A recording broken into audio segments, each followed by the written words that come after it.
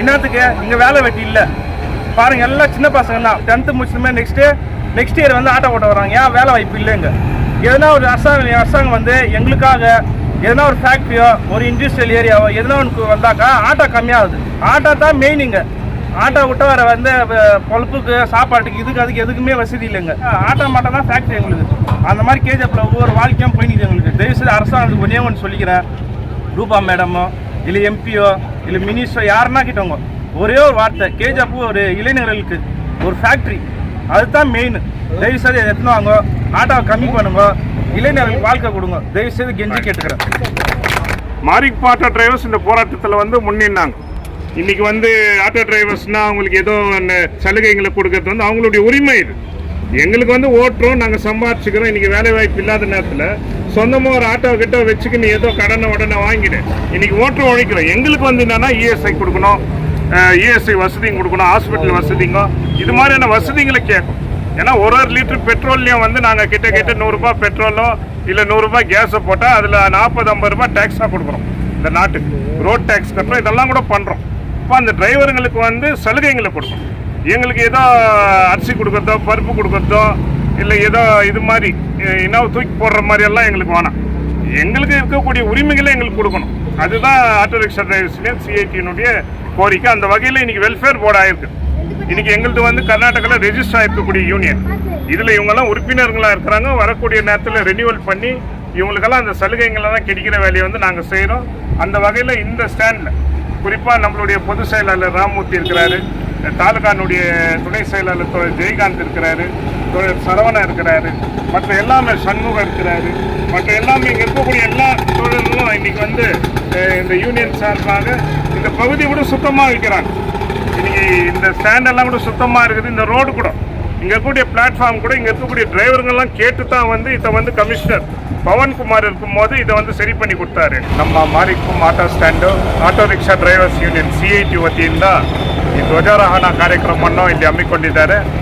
ಮುಖ್ಯವಾಗಿ ಕಾರ್ಮಿಕರು ಇವರೆಲ್ಲ ಕೂಡ ನಿರಂತರವಾಗಿ ಹೋರಾಟ ಮಾಡ್ತಾ ಇದ್ದಾರೆ.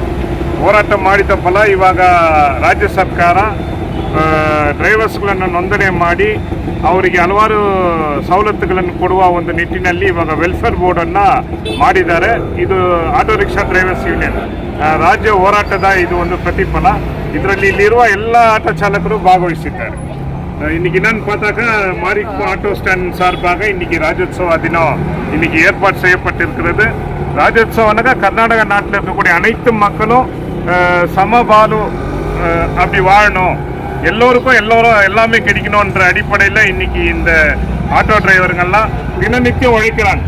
காலையிலேருந்து மாலை வரைக்கும் ஓட்டுறாங்க, சர்வீஸ் பண்ணுறாங்க, இந்த ஊர் மக்களுக்கு வந்து ஒரு சேவையை கொடுக்குறாங்க.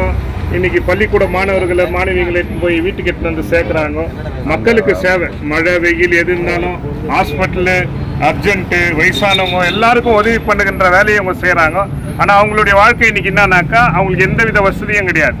இன்றைக்கி கர்நாடகத்தில் வந்து federation of auto rickshaw drivers union எங்களுடைய ARDO CIT சார்பாக பல்வேறு போராட்டம் பண்ணி மாநில அரசு இன்றைக்கி வந்து ஒரு வெல்ஃபேர் போர்டு அமைச்சிருக்கிறாங்க.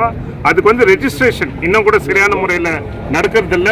இன்றைக்கி எல்லா டிரைவருங்களும் DL பண்ணிக்கணும். DL இருந்தாக்கா அதில் வந்து நம்ம ரெஜிஸ்டர் பண்ணிக்கினாக்கா ஆக்சிடென்ட் டெத்து இல்லை சாதாரண மரணம் இதுக்கெல்லாம் கூட ஒரு 20,000, ஆக்சிடென்ட் டெத்துனா ஒரு 2 லட்சம் ரூபாய் கிட்ட மற்ற சௌலத்துங்கெல்லாம் கூட கொடுக்கணும்னு நம்ம கேட்குறோம். பசங்களுக்கு ஸ்காலர்ஷிப்பு, அது மட்டும் இல்லாமல் இன்றைக்கி இன்சூரன்ஸ் ரேட்டெல்லாம் ரொம்ப அதிகமாக இருக்குது, அதை குறைக்கணும்னு கேட்டு இருக்கிறோம். இன்றைக்கி வந்து எல்லோருக்கும் வந்து ராஜோத்சவ தினத்தினுடைய வாழ்த்துக்களை தெரிவித்துக் கொண்டு வாய்ப்புக்கு நன்றி கூறி முடிச்சுக்கிறேன். நன்றி, வணக்கம். எல்லாருக்கும் வணக்கம்.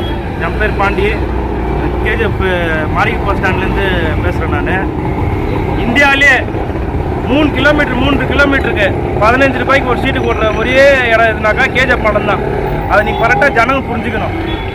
இந்தியா ஃபுல்லாக சுற்றுங்க. 3 கிலோமீட்டர் போனாக்கா மினிமம் 50 ரூபாய் ஆகுதுங்க. KGF மாடம் தான் 15 ரூபாய்க்கு போயிட்டு நாங்கள். இன்னத்துக்கு இங்கே வேலை வெட்டி இல்லை.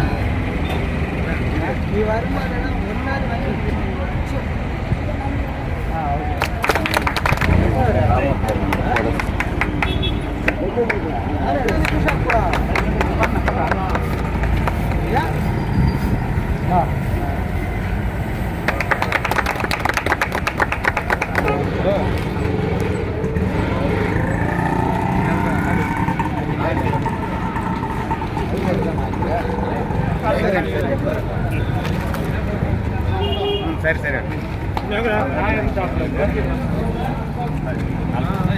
சிஐடிஎம் சார்பாக இந்த கொடியை இன்னைக்கு கொடி கம்பத்தை புதிதாக நிறுவி இதுக்கான ஏற்பாடுகளை செஞ்சிருக்கிறாங்க. அதில் குறிப்பாக இதுக்கான ஏற்பாடுகளை செஞ்சவர் நம்மளுடைய தாலுகானுடைய துணை செயலாளர் அருமை தோழர் ஜெய்காந்த், அவரோடு சேர்ந்து ஆண்டோ, சோக்கு, சண்முகம், சரவணா, பொன்ராஜ், சங்கர், இவங்கெல்லாம் பாண்டியன், இவங்கெல்லாம் கூட இந்த கொடிக்கம்பம் நிறுவனத்துக்கு வந்து ரொம்ப ஒத்துழைப்பு கொடுத்தாங்க. நம்ம தோழர் குண்டு இவங்கெல்லாம் கூட அந்த வகையில் இன்றைக்கி அவங்களே சாதாரண ஒரு தொழிலாளி, ஆட்ட தொழிலாளி, அவர் வாயிலேருந்து சொல்லக்கூடிய விஷயம் என்னன்னாக்கா, இந்த ஊருக்கு அடிப்படையாக வேலைவாய்ப்பு உருவாகும்.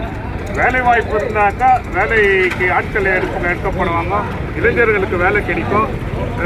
நகரம் வந்து வளர்ச்சி அடைஞ்சிச்சுனாக்கா ஜனங்க கையில் பணம் இருக்கும். பணம் இருந்தால் ஓடாடுறதுக்கு கூட ஆட்டோவை நாடுவாங்க.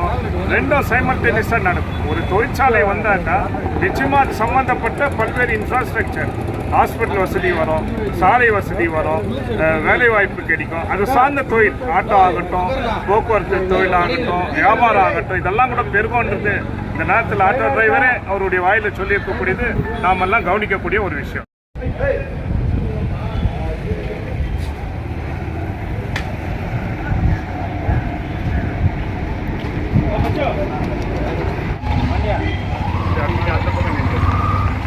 எப்படின்னா நல்லா